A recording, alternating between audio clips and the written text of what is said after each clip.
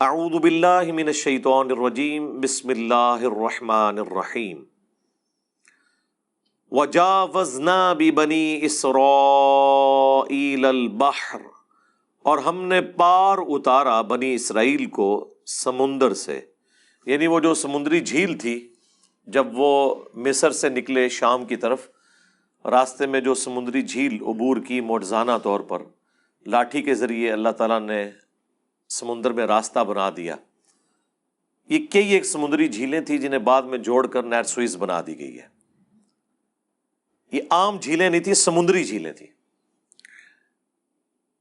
تو جب وہ انہوں نے کراس کی تو اس کے بعد ایک منظر انہوں نے دیکھا، اور یہ جو آیت ہے سورۃ الاعراف کی آیت نمبر 138، یہ میں نے درجنوں ویڈیوز میں اس آیت کا اور اس واقعے کا حوالہ دیا ہے شرک کے کانٹیکسٹ میں۔ فَآتَوْا عَلَىٰ قَوْمٍ يَعْكُفُونَ عَلَىٰ أَصْنَامٍ، تو وہاں ایک ایسی قوم سے ان کا گزر ہوا کہ جو بتوں پر اعتکاف کیے ہوئے تھے، لہم، ان کے لیے، بتوں کے لیے جھکے ہوئے تھے، دھیان کر کے بتوں پر اعتکاف کیے ہوئے تھے، یعنی جن کی وہ پوجا کرتے تھے۔ اب یہ منظر دیکھنے کے بعد ہونا تو چاہیے تھا کہ موحدین کو اللہ تعالیٰ کا شکر ادا کرنا چاہیے تھا کہ یہ بیوقوف لوگ، یہ جاہل لوگ بتوں کے اوپر اعتکاف کر کے بیٹھے ہیں، اور اللہ نے پیغمبر وقت سیدنا موسیٰ علی نبینا و علیہ الصلاۃ والسلام کی برکت سے ہمیں ہدایت دی، لیکن آپ کی قوم، آپ کے اصحاب کا یہ ایٹیچیوڈ نہیں تھا کہ وہ شکر ادا کرتے۔ ان میں سے کئی ایک لوگ تھے جنہوں نے موسیٰ علیہ السلام سے ایک ریکویسٹ کی، قالوا یا موسیٰ اجعل لنا الہا کما لہم آلہہ، وہ کہنے لگے اے موسیٰ ہمارے لیے بھی ہمارے رب کا ایک اسی طرح کا ایک خوبصورت سا کوئی بت بنا دے جس طرح یہ لوگ بت بنا کے بیٹھے ہوئے۔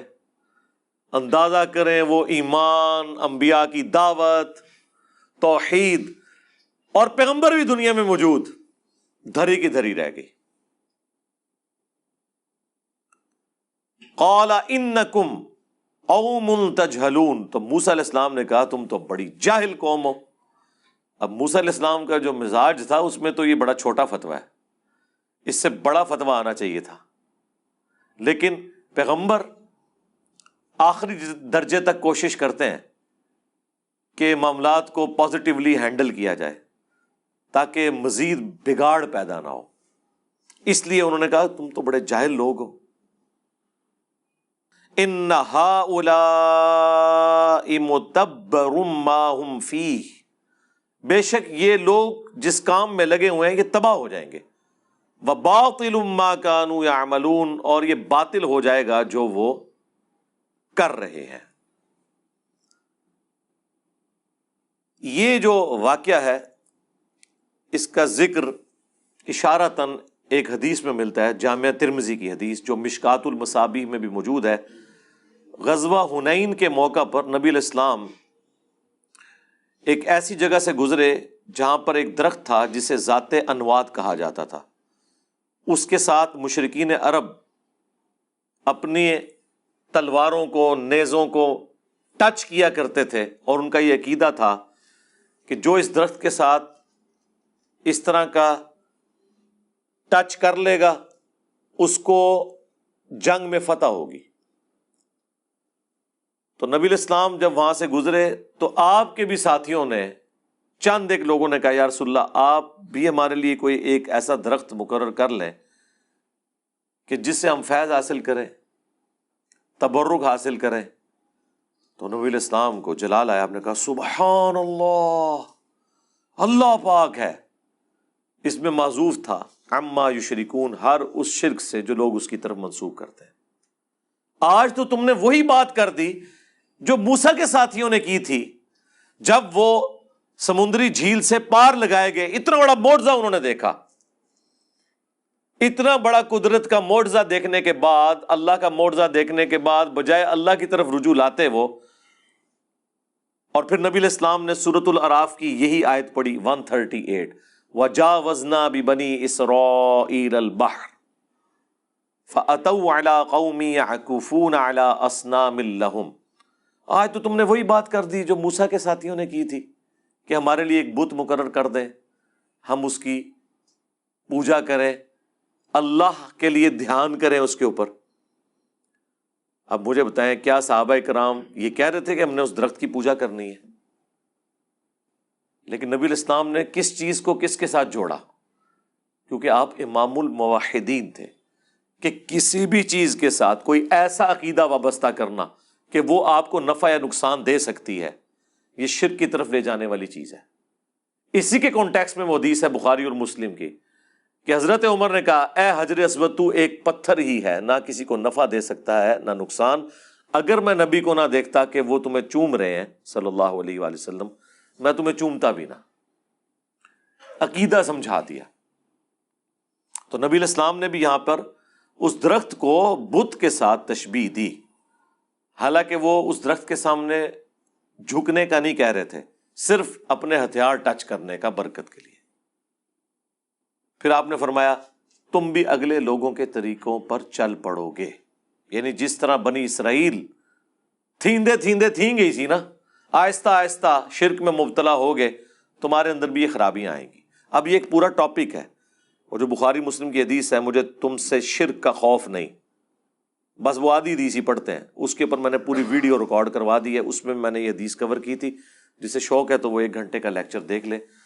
مجھے اپنے بعد تم سے شرک کا خوف نہیں، یہاں پر آپ نے یہ فرمایا، اور بخاری اور مسلم میں اس کا آخری والا حصہ بھی موجود ہے، جو ترمذی میں تو بس اتنا ہی ہے، بخاری اور مسلم میں یہ الفاظ ہیں، تم بھی اگلے لوگوں کی پیروی شروع کر دو گے، قدم بقدم بالشت بر بالشت، حتیٰ کہ اگلے لوگوں میں سے کوئی گوہ کے سوراخ میں داخل ہوا تم بھی وہی کام کرو گے۔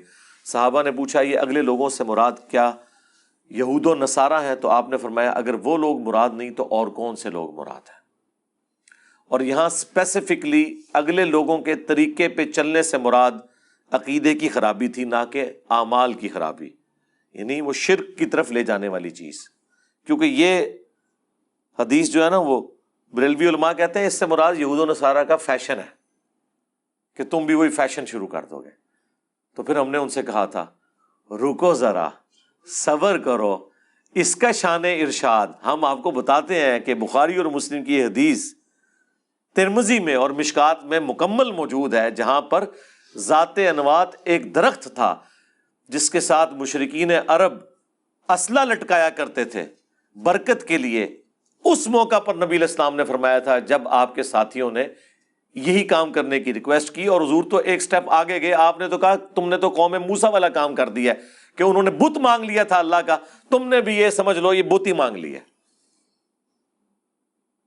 یار جس پیغمبر کی سینسٹیوٹی کا یہ لیول ہو توحید کے بارے میں، اس کی امت توحید کے معاملے میں کیجول ہو جائے، میری سمجھ سے تو باہر ہے۔ یہ کیسے ہو سکتا ہے؟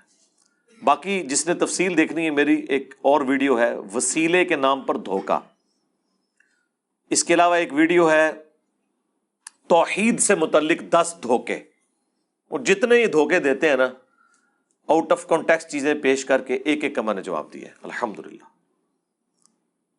اب موسیٰ علیہ السلام ظاہر ہے ان کے لیے تو ایک بڑی تکلیف دہ چیز تھی، قال اغیر اللہ ابغیکم الہا وہو فضلکم علی العالمین۔ موسیٰ علیہ السلام کہنے لگے کیا میں اللہ کے سوا کوئی اور رب تمہارے لیے تلاش کروں، کوئی معبود تلاش کروں؟ اللہ اکبر، حالانکہ اس نے تمہیں تمام جہان والوں پر فضیلت دی ہے، اس نے تمہیں تمام جہان والوں پر فضیلت دی، اور تمہارا حال یہ ہے کہ جس برائی کے اندر باقی لوگ مبتلا ہیں تم بھی وہی برائی کر رہے ہو۔ اس سے یہ بات بھی پتہ چلی کہ فضیلت کا مطلب یہ نہیں ہے کہ انسان الٹے کام کرنا چھوڑ دے گا۔ کہتے ہیں نہیں جو کچھ بھی ہے تیرے محبوب کی امت سے ہے، اور رزلٹ یہ نکالتے ہیں کہ چونکہ نبی علیہ السلام کو اللہ نے تمام پیغمبروں پر اور آپ کی امت کو اگلی امتوں پہ فضیلت دی ہے، لہٰذا بس یہ نسبت کافی ہے۔ جناب نسبت تو یہاں بھی دیکھ لیں، اس زمانے میں بنی اسرائیل کو اللہ نے تمام جہان والوں پر فضیلت دی تھی، ہزاروں پیغمبر ان میں آئے، اور موسیٰ علیہ السلام کہہ رہے ہیں کہ تم لوگ اس طرح کی حرکتیں کر رہے ہو حالانکہ جہان والوں پر اللہ نے تمہیں فضیلت دی. یعنی کرتوت اپنے دیکھو. تمہیں تو اللہ کا گواہ بن کے توحید کے لیے کھڑا ہونا چاہیے تھا. اب موسیٰ علیہ السلام نے اللہ تعالیٰ کے احسانات انہیں گنوائے. اور یہ پیغمبروں کی عادت ہوتی ہے. قرآن کا بھی اسلوب یہ ہے کہ جب کسی کی اصلاح کرنی ہو تو اسے پھر احسانات گنوائے جاتے ہیں کہ تیرے ساتھ یہ کیا، یہ کیا، یہ کیا، تم لوگوں نے اینڈ پہ آ کے گند کر دیا. اتنا کچھ دیکھ کے 300 سال کی غلامی سے بنی اسرائیل کو اللہ نے نجات دی، اور اس کے اگینسٹ تم نے یہ کیا ہے کہ تم نے ابھی سمندر بھی اس معجزے کی وجہ سے کراس کیا، اور کراس کرتے ہی دوبارہ سے شرک کی طرف بھاگنے لگے ہو. پیغمبر ابھی فوت نہیں ہوئے، دنیا میں موجود ہے. وَإِذْ أَنْجَيْنَاكُمْ مِنْ آلِ فِرْعَوْنَ، وہ وقت یاد کرو جب اللہ نے تمہیں فرعونیوں سے نجات دی. یسومونکم سوء العذاب، جو تمہیں بڑا سخت عذاب دیتے تھے. غلام بنایا ہوا تھا، اور یہ کوئی تھوڑے بندے نہیں تھے، 6 لاکھ غلام تھے. 6 لاکھ، سب کے سب غلام. یقتلون ابناءکم، جو قتل کرتے تھے تمہارے بیٹوں کو. ویستحیون نساءکم، اور عورتوں کو زندہ چھوڑ دیتے تھے. اچھا، اس میں بعض لوگ پوچھتے ہیں کہ اگر یہی کرتے تھے تو ان کی نسل آگے کیسے چلی؟ تھوڑا عرصہ کے لیے حرکت کرتے تھے، اس میں کچھ مکمل طور پہ تو نہیں ہوتا تھا. کوئی انٹرنیٹ کا ڈیٹا نہیں تھا، کوئی آن لائن سسٹم نہیں تھا، کہیں پتہ چل گیا کہیں نہیں پتہ چلا، اس طرح معاملات ملے جلے چلنا شروع ہو جاتے تھے.